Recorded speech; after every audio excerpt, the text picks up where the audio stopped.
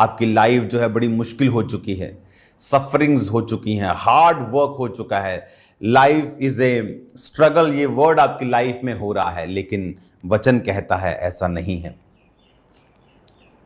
उनकी लाइफ में वो हार्ड वर्क इसीलिए था क्योंकि वो परमेश्वर से दूर थे। वो हार्ड वर्क एक कर्स के रूप में उनकी लाइफ में था। क्यों? क्योंकि वो भूल चुके थे कि परमेश्वर ने कहा था अब्राहम को कि मैं इनको छुड़ा लूंगा, 400 वर्ष बीतने पर मैं इनको छुड़ा लूंगा। हालेलुया। अब मैं ये चाहता हूं कि हम उस वचन को पढ़ें जब परमेश्वर ने ये कहा था। उत्पत्ति की पुस्तक 15 बाब उसके 12 आयत में लिखा, जब सूर्य अस्त होने लगा तो अब्राम को भारी नींद आई और देखो अत्यंत भय महान अंधकार ने उसे छा लिया। यहोवा ने अब्राम से कहा, ये निश्चय जान रख कि तेरे वंश पराए देश में परदेसी होकर रहेंगे और उस देश के लोगों के दास हो जाएंगे और वे उनको 400 वर्ष तक दुख देंगे। हालेलुया। परमेश्वर ने कहा कि वे उनको 400 वर्ष तक दुख देंगे। अब जिस देश के वो दास होंगे उनको मैं दंड दूंगा, उसके पश्चात वो बड़ा धन लेकर वहां से निकल जाएंगे। ये वचन ऑलरेडी परमेश्वर ने बोल दिया था। जब वो परमेश्वर के वचनों और ग्रेस के नीचे थे तो बाइबल कहती है कि मिस्री जो थे चरवाहों से घृणा करने के बावजूद भी कि वो चरवाहों से नफरत करते थे।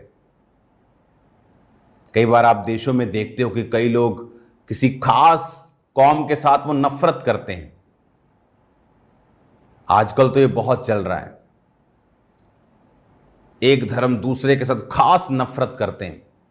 बाइबल कहती वो नफरत के बावजूद भी मिस्री लोगों ने इजरायलियों के ऊपर अनुग्रह किया और उन्हें बेस्ट देश दिया। क्यों? क्योंकि वो परमेश्वर के फेवर के नीचे थे और परमेश्वर के वर्ड्स के नीचे थे, यूसुफ की अनॉइंटिंग के नीचे थे और इसीलिए वो बेस्ट ले रहे थे। और परमेश्वर ने कहा था कि 400 वर्ष के बाद मैं उन्हें निकाल लूंगा।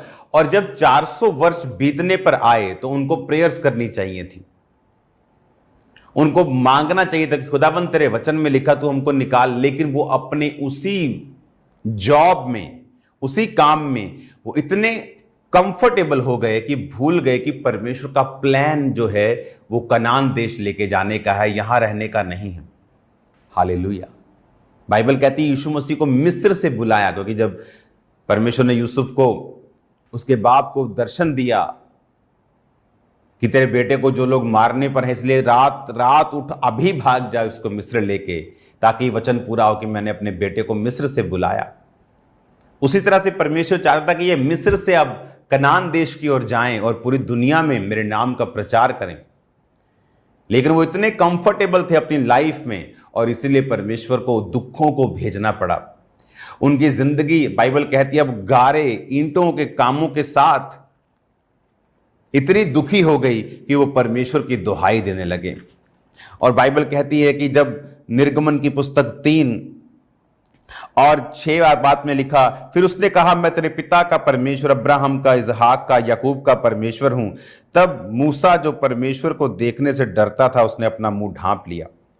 फिर यहोवा ने कहा, मैंने अपनी प्रजा के लोग जो मिस्र में हैं उनके दुख को निश्चय देखा है, उनकी जो चिल्लाहट परिश्रम करने वालों के कारण होती है उसको भी मैंने सुना है और उनकी पीड़ा पर मैंने चित्त लगाया है। इसलिए मैं उतर आया हूं कि उन्हें मिस्रियों के वश से छुड़ाऊं और उस देश में से निकाल कर एक अच्छे और बड़े देश में जिसमें दूध और शहद की नदियां बहती हैं, अर्थात कनानी, हित्ती, अमोरी, परिज्जी, हिब्बी, यबूसी लोगों के देश में पहुंचाऊं।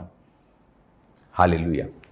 परमेश्वर ने कहा मूसा को, मूसा जब 40 साल मिधान में अपने ससुर की भेड़ बकरियों को चराता था, इमेजिन करो 40 साल तक वो पैलेस में रहा, राजकुमार रहा, उठते भी थे तो पैरों के नीचे जूतियां भी दास आके रखते थे। उत्तम से उत्तम खाना, उत्तम से उत्तम कपड़े, इज्जत, शोहरत, पैसा। मिस्र की गद्दी कोई छोटी बात नहीं थी। मिस्र आधी दुनिया के ऊपर राज करता था। और बाइबल कहती है कि उसने मिस्र की ऊपर राज करने से मसीह के लिए दुख उठाना ज्यादा उत्तम समझा। और बाइबल कहती है जब 40 साल का होकर वो अपने भाइयों के दुखों पर दृष्टि करने लगा, उसे मालूम था कि वो एक इब्री है, वो मिस्री नहीं है। उसे गोद लिया था फिरौन की बेटी ने, उसे नदी में से निकाला था उसने, और उसे मालूम था कि वो एक इब्री है। हालेलुया। आपके पास अगर आप किसी चाइना के बच्चे को गोद ले लें तो उसे बताने की जरूरत नहीं है कि वो चाइनीज है। वो बीच में ही चमकेगा, वो अलग ही तरह का है। उसकी शरीर की बनावट जो परमेश्वर ने उसे दी है वो भी सुंदर है, और आपको मालूम होगा कि ये अलग, वो इब्री था, उससे सब लोगों को मालूम था। और जाकर वो अपने भाइयों के दुखों की ओर दृष्टि करने लगा, उनके दुखों को देखने लगा कि किस तरह से मिस्री जो थे उन पर दबाव डालकर काम को करवाते थे, वो देखता था। हालेलुया। और जब एक मिस्री इब्री को मार रहा था तो उसने अपने ही मिस्री को, जिस देश का वो राजकुमार था, उस देश के सिटीजन को उसने मारकर मिट्टी में, बालू में, रेत में छुपा दिया। और जब अगले दिन वो फिर बाहर जा रहा था तो बाइबल कहती दो इब्री आपस में लड़ रहे थे, तो उसने कहा क्यों लड़ रहे हो आपस में, भाई भाई हो? उसने कहा किससे तुझको हम पर न्यायी और हाकिम ठहराया है? क्या जिस तरह तूने कल मिस्री को मार दिया था तो मुझे मारना चाहता है? जब मूसा ने ये सुना, उसके हाथ पैर, सट्टी बिट्टी सब गुम हो गई। उसे मालूम हो गया कि बात, ये कत्ल, ये खुल गया है। फिरौन को मालूम हो गया, उसने मूसा को मार डालने की युक्ति की और मूसा वहां से भागा और मिधान देश में रहा। शरीर में सेवा नहीं हो सकती, इच्छा से सेवा नहीं हो सकती। मूसा तैयार नहीं था आत्मा में कि इतने लोगों को लीड कर सके, क्योंकि वो पोजीशन, वो पावर खुदाबंद के लोगों को लीड करके कनान में नहीं लेके जा सकती थी। उसे स्पिरिचुअल पावर्स चाहिए थी। तो वो कैसे मिलती? परमेश्वर ने उसे मिधान देश में भेजा। 40 साल, इमेजिन करो, 40 साल परमेश्वर ने उसकी तैयारी करवाई। एक कत्ल करने वाले से ट्रांसफॉर्म होके 40 साल में वचन कहता है कि वो दुनिया का सबसे बड़ा नम्र इंसान बन गया था। मूसा के जैसा नम्र इंसान धरती पर कोई नहीं था। वो 40 साल में उसकी परमेश्वर ने तैयारी करवाई। और जब अभी भी वो भेड़ बकरियों को चराता था, इमेजिन 80 साल का वो था और अभी भी काम कर रहा था। और एक झाड़ी वो देखता है जो जल रही थी। वो जल तो रही थी लेकिन काली नहीं हो रही थी, भस्म नहीं हो रही थी, और ये अचंभा था उसके लिए। और जब वो देखने के लिए उस झाड़ी के पास गया तो आवाज आई, हे मूसा, हे मूसा, अपनी पांव से जूती उतार दे, जिस जगह तू खड़ा है वो पवित्र भूमि है। बाइबल कहती मूसा ने अपना मुंह ढांप लिया, डर गया। परमेश्वर ने कहा, मैं अब्राहम का, इसहाक, याकूब का परमेश्वर हूं। मैं अपने लोगों की चिल्लाहट के कारण, जो परिश्रम कराने वालों के कारण होती है, वो क्यों हुई? क्योंकि उन्हें मालूम था कि 400 साल बीतने पर परमेश्वर छुड़ाएगा, लेकिन कोई प्रेयर्स नहीं थी, कोई फास्टिंग नहीं थी, कोई रोजे नहीं थे, कोई पश्चाताप नहीं था। जैसा चल रहा था वैसा चल रहा था। और परमेश्वर उनको, शैतान को अलाउ किया कि वो उनको दुख दें ताकि वो चिल्लाएं। कहते मां भी दूध नहीं देती जब तक बच्चा रोता नहीं। तो वो रो नहीं रहे थे। 2 तरीकों से आप अपनी जिंदगी में आशीषों को पाते हैं। एक है प्रेयर्स करके, प्रार्थना आप रोज बैठते हैं बिना किसी चिल्लाहट, बिना किसी इमरजेंसी के। मैंने लोगों को देखा है इमरजेंसी में प्रार्थना करते। अच्छा, बीमारी आ गई, 3 रोजे रख के प्रेयर करो, बीमारी खत्म, प्रेयर खत्म। वो इस तरह से परमेश्वर को इस्तेमाल करते हैं। लेकिन अब परमेश्वर ये चाहता था कि वो 400 साल बीतने पर वो मांगे और चिल्लाएं मेरे सामने कि परमेश्वर अपने वायदे को पूरा कर। पौलुस कहता कि भविष्यवाणी के अनुसार अच्छी लड़ाई को लड़, लेकिन उन्होंने नहीं समझा। परमेश्वर ने मूसा को कहा, अब मैं तुम्हें भेजता हूं, और चिन्ह दिए कि जो हाथ में उसके लाठी थी वो नीचे फेंक और वो सांप बन जाएगी, फिर उठा लाठी बन जाएगी, अपना हाथ छाती पर रखकर ढांप तो वो वाइट हो जाएगा, सफेद हो जाएगा कोढ़ से, फिर दोबारा रख के ढांपेगा वो ठीक हो जाएगा, नील नदी का जल तो निकाल कर जमीन पर डाल देगा वो लहू बन जाएगा। तो परमेश्वर ने उसे बोला कि ये चिन्ह तेरे लिए होंगे, क्योंकि वो जा नहीं रहा था, और तेरा भाई हारून तेरे साथ होगा। अब जा और लोगों को बता कि परमेश्वर ने उनकी प्रार्थनाओं को सुना है और परमेश्वर छुड़ाने के लिए उन्हें तैयार है। और अब बाइबल कहती है, आप किस पोजीशन के ऊपर हैं? क्या आप प्रेयर्स कर रहे हैं परमेश्वर की योजनाओं के हिसाब से? जिस मकसद के लिए परमेश्वर ने आपको चुना है, जिस काम के लिए परमेश्वर ने आपको चुना है, आपको इस्तेमाल करने के लिए, आपको एक खास पर्पस परमेश्वर ने दिया है, क्या आप उसे पूरा कर रहे हैं या नहीं? अगर नहीं तो सफरिंग्स हमें सिखाएंगी। इसलिए लोग बोलते हैं life is a struggle full of ups and downs, लेकिन मसीही लोगों पर यह बात लागू नहीं होती है। जब तक वो परमेश्वर के फेवर के नीचे थे, बाइबल कहती है यूसुफ उन्हें अन्न देता रहा। कौन है यूसुफ? यूसुफ जीसस का एक सिंबल था पुराने नियम का। 30 साल का होकर वो प्रधानमंत्री बना, 30 साल के होकर प्रभु यीशु मसीह सेवा करने लगे। वो उन्हें अन्न देता रहा, वो आज हमें जीवन की रोटी देता है। हालेलुया।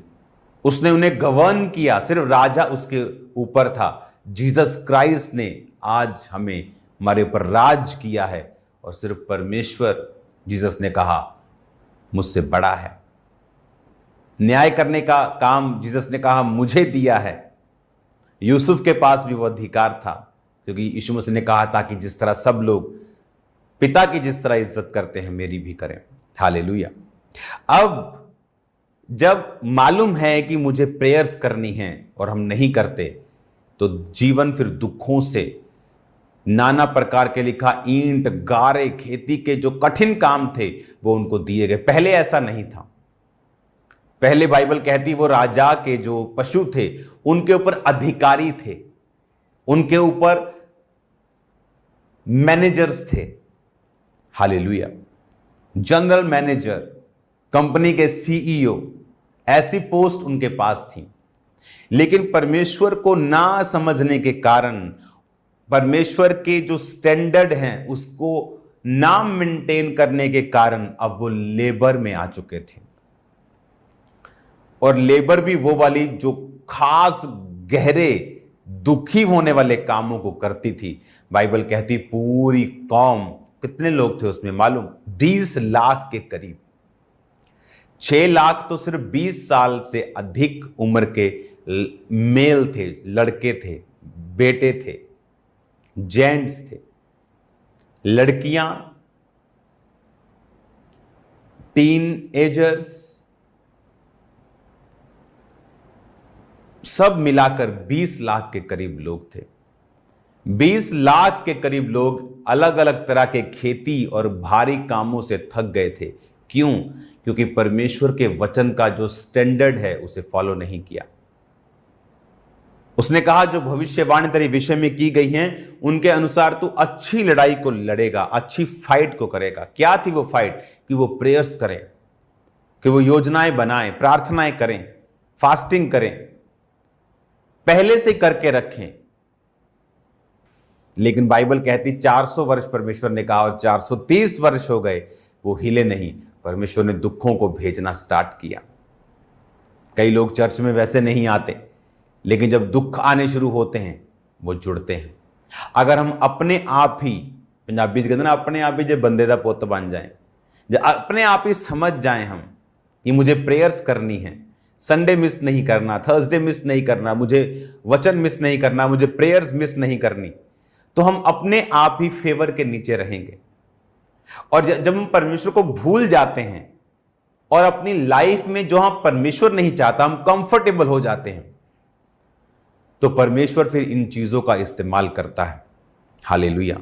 अब परमेश्वर ने उनको कहा कि अब जो परिश्रम कराने वालों के कारण जो चिल्लाहट सुनाई पड़ रही है, अब मैं तुझे भेजता हूं।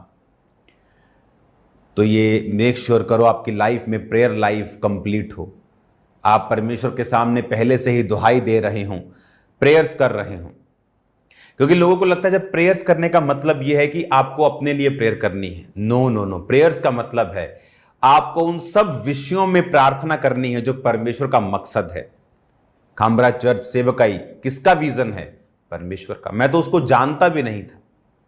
इमेजिन करो कि 19.5 साल तक मैंने कभी सुना भी नहीं था कि ऐसे घरों में चर्चें लगती हैं या चर्च होती है, मीटिंग होती है, हीलिंग होती है। सुना भी नहीं था यीशु मसीह के नाम को। अपने कॉलेज जाते वक्त रास्ते में एक चर्च आती थी, तो उस चर्च में मैं ऐसे ऐसे कर लेता था। मैं लगता था कि ये कोई ईसाइयों का परमेश्वर है तो ऐसे ऐसे करते हैं। उसके बाद मेरे अपने आते थे तो पूरा मैं उनको करके जाता था। तो मुझे इतना ही मालूम था कि ये चर्च है, बस उसके बारे में और कुछ नहीं मालूम था। अगर वो मुझे चुन सकता है और उसके बाद प्रेयर्स, फास्टिंग, उसकी योजना जो आपकी लाइफ में है, क्या योजना?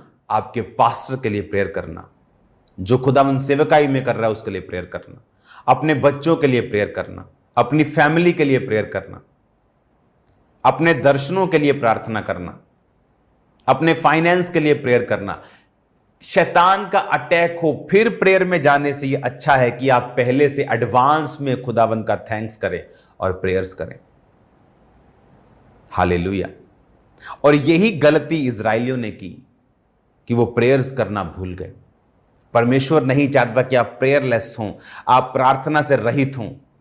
और जितने लोग प्रार्थना से रहित होंगे उतने वो हार्ड वर्क में चले जाएंगे और दुखों में चले जाएंगे। उनके परिवार के ऊपर शैतान अटैक करेगा, उनकी सेहत पे करेगा, उनके फाइनेंस पे करेगा, उनके मेंटल हेल्थ पे करेगा, और उन्हें मालूम नहीं कि हो क्या रहा है। परमेश्वर ये चाहता हम उसकी ओर मुड़ें और देखें और फिरें और हम प्रेयर्स करें, हम प्रार्थना में जाएं, प्रेयर्स में जाएं और खुदावंद हमें बरकत दे और वो अपनी योजना को पूरा कर सके। आपकी लाइफ में एक खास मकसद है, एक बेटर, एक बेस्ट प्लान है परमेश्वर का, जो आज की लाइफ से कहीं अधिक अच्छा है। हालेलुया। अगर उन दिनों में मुझे दुख ना होते, आज मैं परमेश्वर को इतना अच्छी तरह से ना समझ पाता, तो वो दुख परमेश्वर की मर्जी से थे। और जब मैंने परमेश्वर को समझा तो फिर उसके बाद मैंने वो हार्ड वर्क नहीं किया। हार्ड वर्क डिफरेंट चीज है, मेहनत करना एक अलग चीज है, काम करना एक अलग चीज है, लेकिन एक हार्ड वर्क करना यह परमेश्वर की ओर से नहीं है। हालेलुया। मसीह में हम हार्ड वर्क करते हैं, लेकिन वो अलग तरीके का हार्ड वर्क है। उसमें स्ट्रेस नहीं है, उसमें ऑपरेशन डिप्रेशन नहीं है, उसमें चिंताएं नहीं है। शरीर थक जाए तो सो लेते हैं, लेकिन वो डिप्रेशन, ऑपरेशन, वो स्ट्रेस नहीं है जो लोगों की लाइफ में है। खुदावन आपको बरकत देना चाहता है, वो आपकी लाइफ में आशीषों के भंडारों को खोलना चाहता है। मैं आपको प्रोफेटिकली बता रहा हूं, वो आपकी लाइफ में वो आपको देना चाहता है जो आपने मेहनत से नहीं पाया, लेकिन आप सेवा से, आप खुदावंद के पीछे चलने से, प्रेयर से पा लेंगे। अपनी लाइफ में एक टाइम बनाओ, अपने परिवार में एक टाइम नियुक्त करो जहां आप डेडिकेट होकर प्रेयर्स करेंगे, कि आप नहीं मौका देंगे कि वो दुखों को भेजे कि आप प्रेयर स्टार्ट करें। हालेलुया। इसको हम कंटिन्यू जारी रखेंगे। ये वचन आपके लिए सेम नहीं होगा। मैं लगातार प्रार्थनाओं में हूं थर्सडे और संडे के लिए, और मैं आपको बता रहा हूं खुदावंद बड़े काम आपकी लाइफ में करने जा रहा है। God bless you all. अब रोज की रोटी के लिए रोज तैयार रहो। खुदावंद